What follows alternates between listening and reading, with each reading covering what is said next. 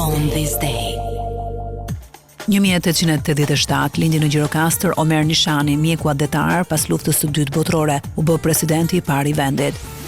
1941 lindi në Peqin dirigjenti shqiptar Ferdinand Deda, pasi mbaroi liceun artistik në Tiranë në vitin 1960, studioi në Konservatorinë e Muzikës së Pragës për dirigjim. 1964 lindi basisti i Guns N' Roses dhe Velvet Revolver, Duff McKagan. 1969 lindi Bobby Brown, ish bashorti këngëtari i Whitney Houston, është fituesi një çmimi Grammy në muzikë. 1969 lindi Michael Sheen, aktori që jetësoi ish kryeministrin britanik Tony Blair në filmin për ndërhyrjen e NATO-s në Kosovë. 1985, CR7 ka sot ditëlindjen. Portugezi Cristiano Ronaldo, ndër futbollistët më të paguar në botë, mbush sot 41 vjeç. 1987, aktori Henry Golding, që mori famë me interpretimin në filmin Aziatikët e famshëm dhe të çmendur, ka sot ditën e lindjes.